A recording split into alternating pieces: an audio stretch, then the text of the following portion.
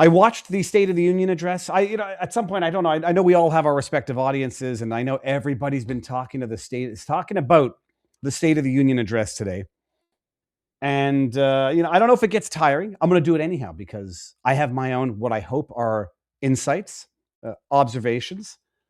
And I don't know how many watching the show now follow the Rumble lineup throughout the day.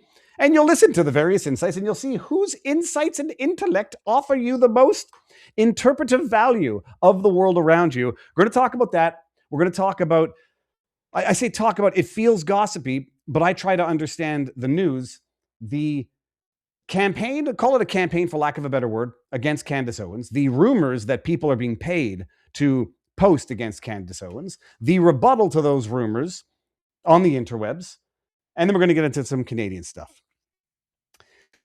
Got Knowledge says it's okay to voice your opinion. Oh, trust me, no. Now I know that. My liberation moment, like my red pill was 2015 when Donald Trump started running for president. That was my red pill. My freedom pill was when I ran for the People's Party of Canada. I'd always avoided or tried to avoid talking politics. When I ran for office, it was liberation. Not only was I allowed to do it, I had to do it. And I did it. And I've been doing it ever since. People, all right, you all watched the State of the Union address yesterday. I missed a portion of it. I watched it in fast motion, and then I caught the second half because I was coming back from my bowling night, which was decent. I bowled a 212 in the first game. I had a disastrous second game of 166 and a third game, which was good, finished with 5 strikes and a 198. All right. I was trying to keep up with the State of the Union address. I was catching up on the way home. And I can safely say, in my humble opinion, which I shall state, and you are all free to disagree, it was the best State of the Union address I've ever seen in my entire life. Now, that is not to say, oh, Viva's, no, he got the memo. He's got to suck up to the government. No. In abstractum, like if I'm a Democrat, I can look and say, okay, well, I know what Trump didn't talk about because he couldn't. I know what he avoided strategically. Okay.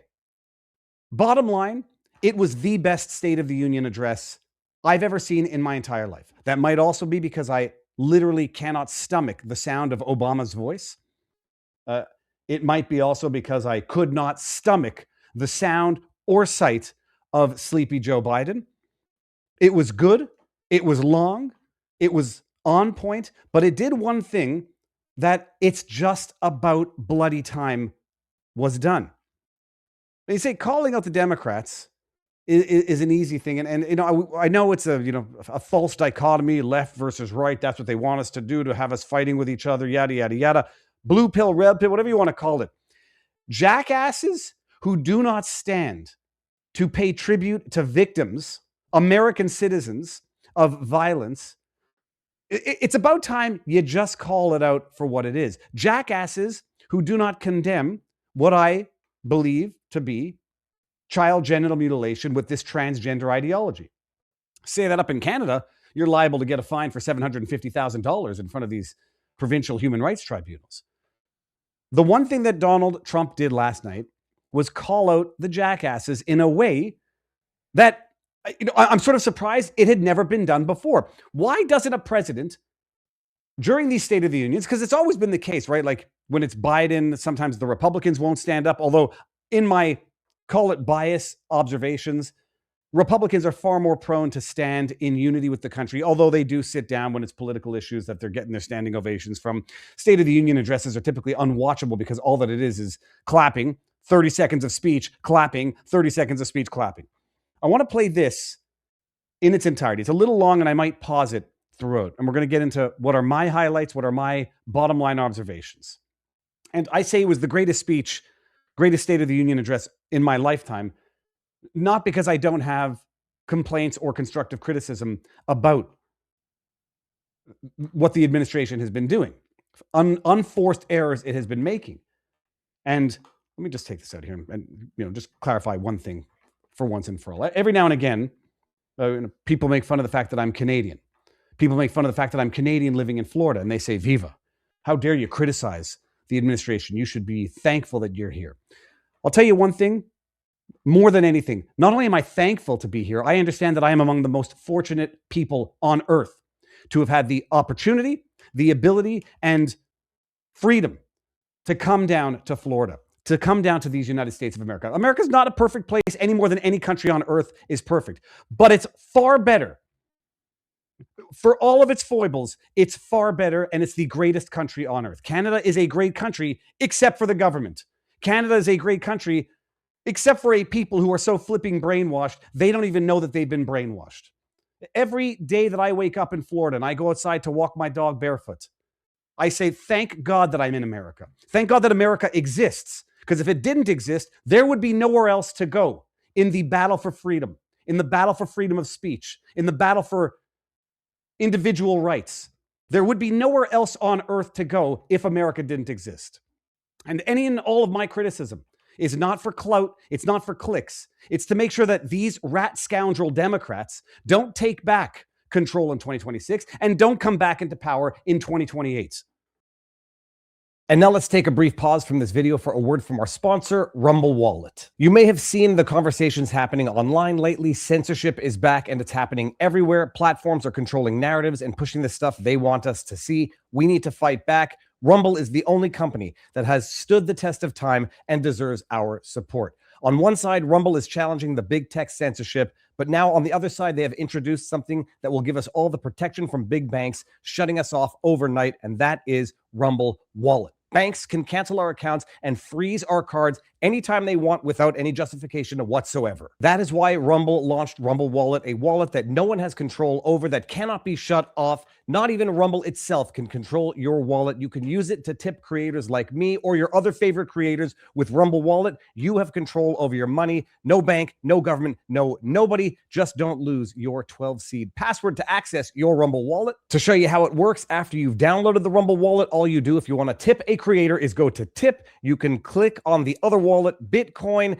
and you scan the QR code. You can tip in Bitcoin or gold-backed crypto, XAUT, thanks to the partnership with Tether and Rumble. It's not only a wallet to help you buy and save, it will allow you to support other creators, to keep your money in a place where nobody can shut it off. You can support my show and other creators by clicking the tip button on my Rumble channel and theirs. Go to wallet.rumble.com. Download the wallet today. Download the app or go to wallet.rumble.com and protect yourself. Thank you very much, Rumble, for sponsoring this video. And now back to the vlog. Because that's what's going to happen when you make unforced, stupid errors. When you still have Tina Peters rotting away in jail, and when you post about it, everybody's reply to it is, well, she wasn't a big enough donor, so the administration's not looking after her.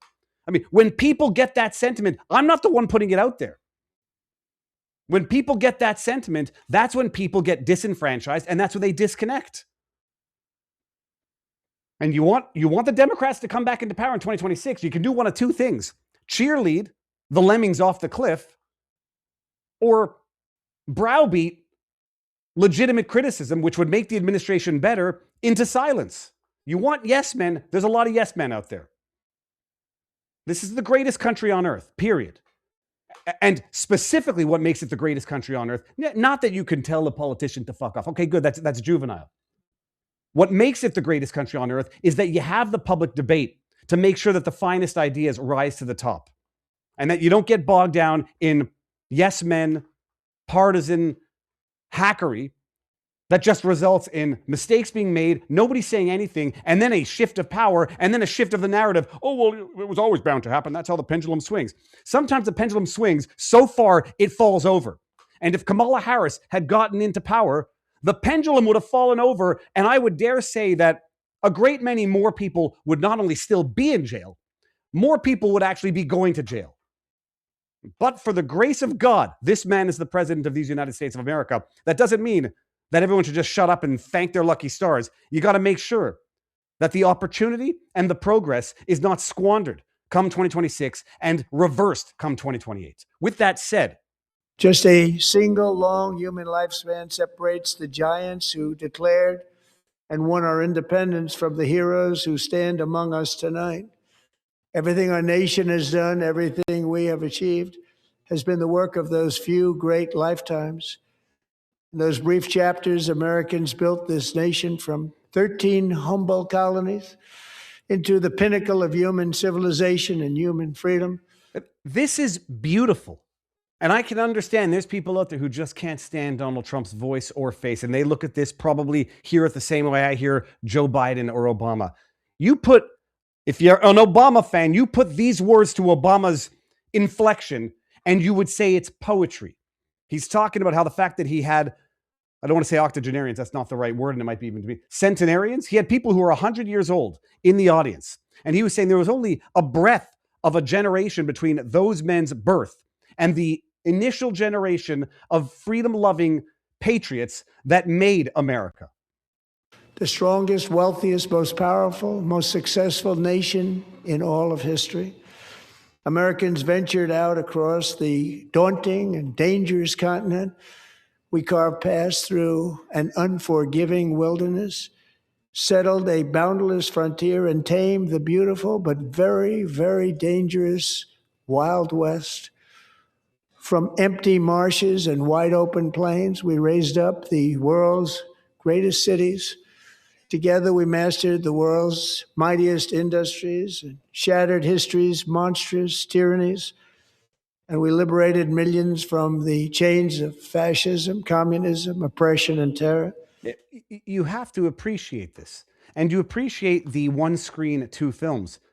The level of indoctrination by an America-hating left wants you to be ashamed of this history.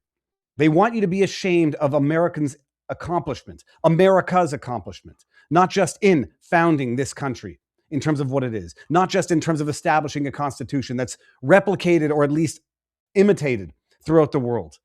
Science, thought, culture. And they want you to be ashamed of it. And they want you to feel bad for everything that happened up until today so that they can destroy it because they built nothing.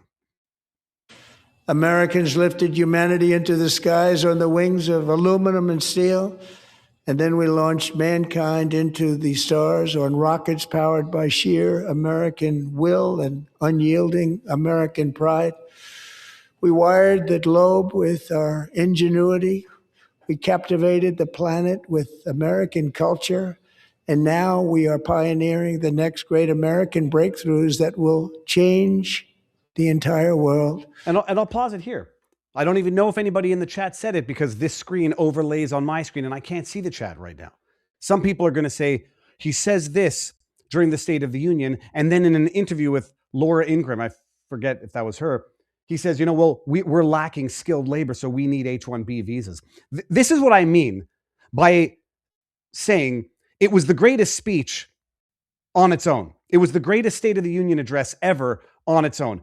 Are there certain inconsistencies with prior statements for which Donald Trump has rightly taken political backlash? You're damn right there is.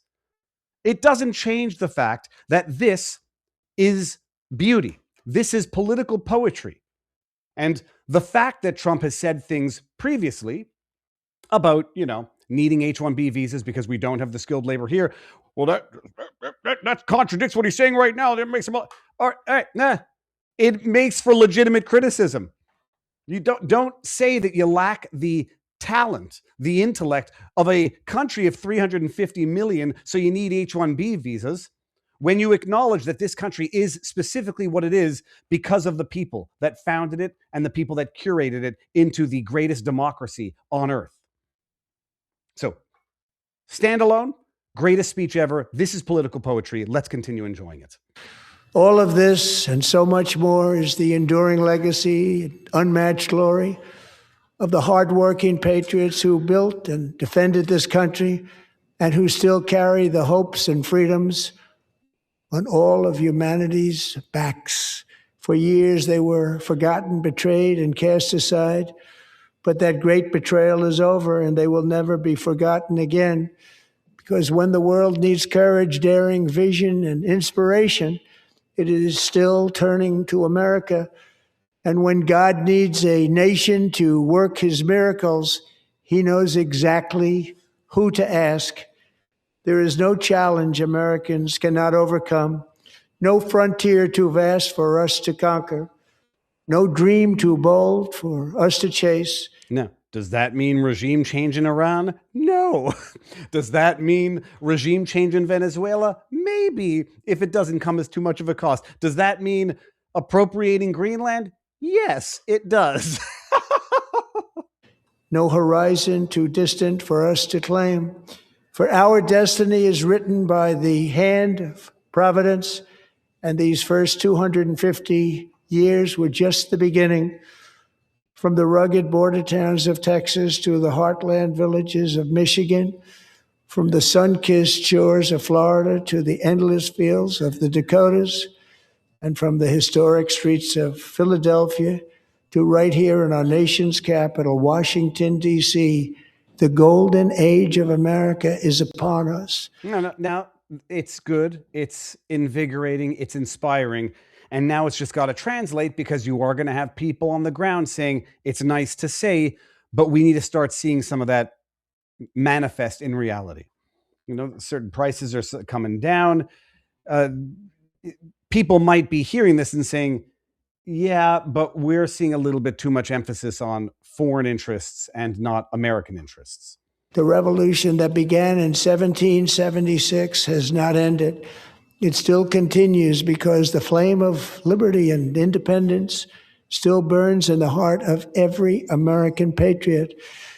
And our future will be bigger, better, brighter, bolder, and more glorious than ever before.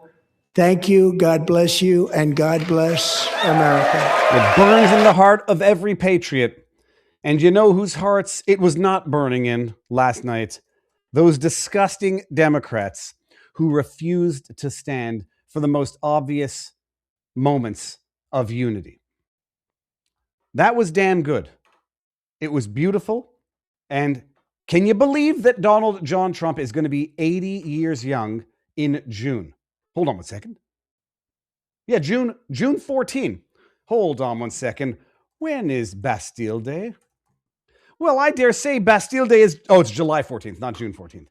Okay, my bad. Yeah, the man's 79.6 years young. And you compare that, and you compare him to... Don't even compare him to Joe Biden. There's no point. It was beautiful. Now it's got to materialize, and they've got to start implementing this American greatness in a way that Americans actually absorb and believe is happening, because it's one thing to be told what's going on, and it's another thing to see it for yourself. And people tend to believe their eyes more than they tend to believe the words of others telling them what to see. What you do not need someone to tell you what to see was the Democrats being Democrats. You know, I say everybody is now in love with John Fetterman because he stood, you know, he did the ovation and broke ranks with his Democrats. They're crazy. Like, this is where, at some point in time, you just have to call people crazy. Like, everyone says, Viva, don't swear. At some point in time, you just have to tell people to fuck off. Like, there's that's so crass, you should express yourself. No, at some point, there's no level of intellect, there's no level of rhetoric, there's no level of persuasion that's going to tell someone why they are retarded.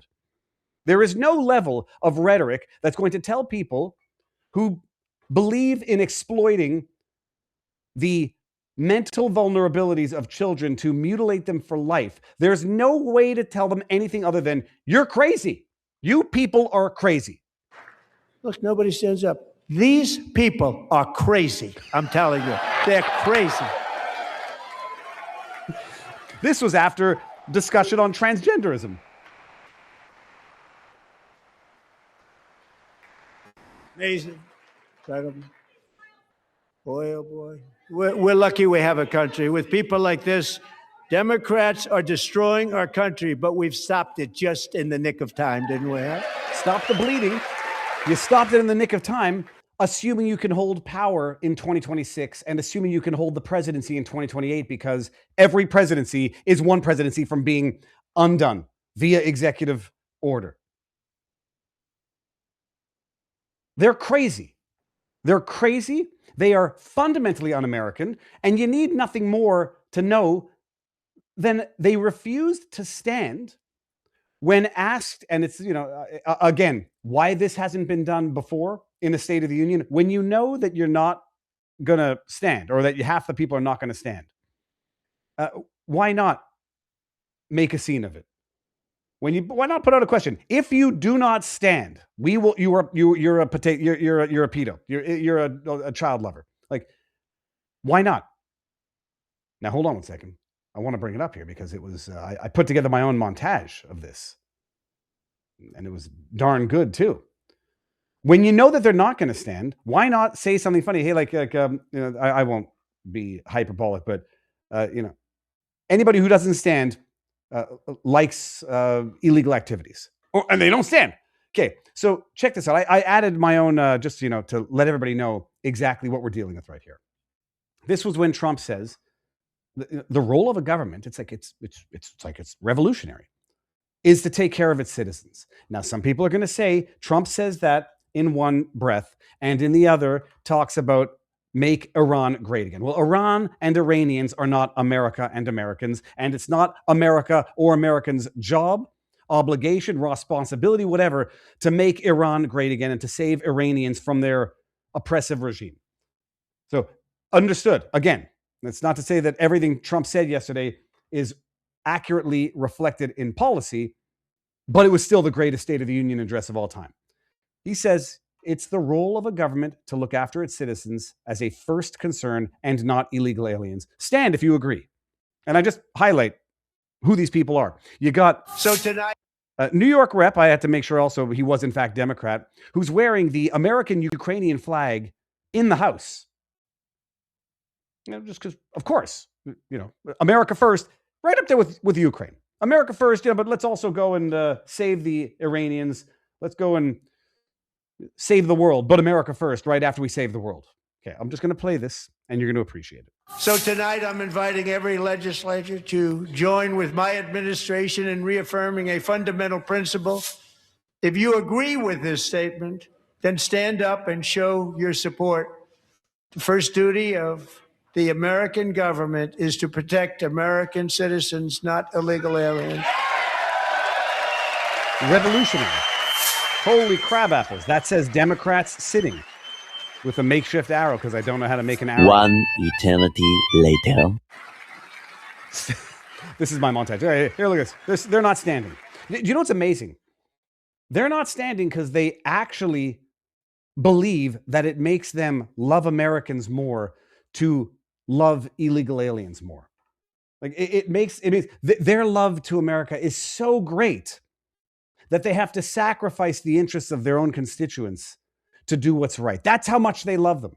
This is the logic in their twisted minds. We can skip a little bit here because they don't talk anymore. Then I want to highlight some of the people that we're looking at. Got 30 seconds of a stare down, and these Jack and these won't get up. Because it's part and parcel of their they've already shit on their demographic to the point where they need to import the future constituents. Much like what they're doing in Canada. Once you've lost a sufficient portion of reasonable voters because they understand, you exploit them, Democrats exploit them for political profit, and then thrust them aside when they no longer need them, and then they move on to the next group. You figure it out eventually, so you can't convince people to vote for you, so you either got to cheat or import your vote. Now we're still going. There you got. This is Mark Kelly, Seditious 6. I didn't realize, he was recently saved from punishment by an activist judge. So you got Mark Kelly, Seditious 6. And then who do we got next? I think we got the other Seditious 6 sitting next. Yeah, that's right. What's your face? Slotkin. He won't stand up. Then you got Alyssa Slotkin sitting right next to him.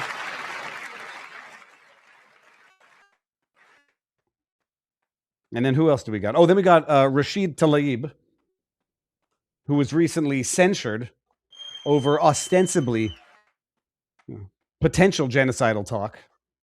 If you accept from the river to the sea being some form of genocidal talk. It's a very beautiful beard, contrasts well with his glasses. Isn't that a shame? You should be ashamed of yourself not standing up. You should be ashamed of yourself. That is why I'm also asking you to end deadly sanctuary cities that protect the criminals and enact serious... So apparently the woman on the left, Ilhan Omar, who allegedly married her brother to commit alleged marriage fraud or immigration fraud and is now worth an astounding amount of money through her husband's allegedly fraudulent ventures, she's saying, you've killed Americans. Serious penalties for public officials. For anybody who didn't understand the lack of decorum She said, you have killed Americans. Who blocked the removal of criminal aliens, in many cases, Do you know what's drug amazing? lords, murderers all over our country. Do you know what's amazing is in her very small brain, she looks at what happened to Alex Preddy and Renee Good and says they got killed doing whatever the hell they were doing.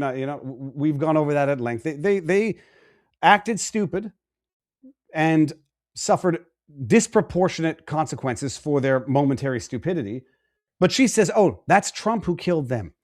And when you line up the Americans who were killed by illegal aliens, following Ilhan Omar's own logic, which is twisted and superficial in any event, you would have to therefore conclude that Democrats have killed far more Americans by allowing illegal aliens to flood through the borders and commit atrocious crimes against Americans, for which they don't even stand to pay tribute to the victims' families, is how demonic they are.